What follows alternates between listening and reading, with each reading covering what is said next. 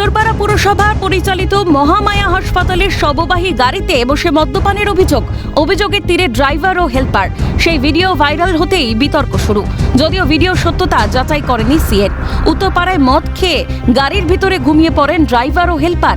এই বিষয়ে মহামায়া শিশু ও মাতৃমঙ্গল হাসপাতালে ম্যানেজার সুমনা মহলানবিশ বলেন, বিষয়টি জেনে দুজনকে টার্মিনেট করা হয়েছে।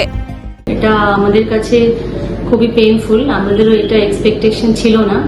তো কালকে এরকম একজন ড্রাইভার আর একজন হেল্পার দুজন, একজন মারা গেছিলেন, তাকে নিয়ে শ্রীরামপুর ওয়ালস গেছিল, সেখান থেকে ফিরে মোস্ট প্রবাবলি শ্মশানে গেছিল, তবে শ্মশানবাহী গাড়িটা সববাহী গাড়িটা গেছিল।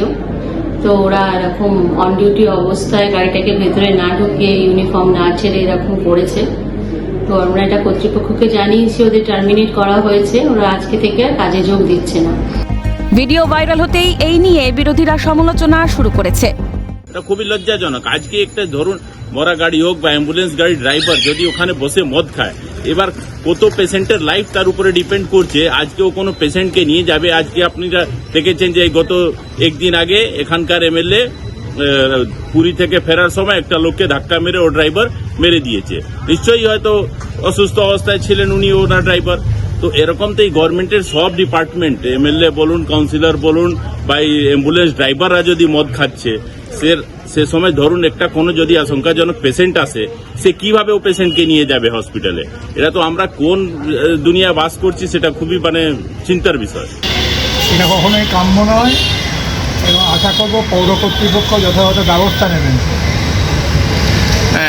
একদম বাঞ্ছনীয় নয়, এটা আমাদের সবাই জানে না এটা কেন হবে। এটা আমরা পরিষ্কারভাবে বলতে চাই, এই ধরনের কোনো অসামাজিক কাজ যাতে না হয় সেটাকে নিশ্চিত করতে হবে। এর আগেও ঘটেছিল, কোনো ব্যবস্থা গ্রহণ করা হয়নি।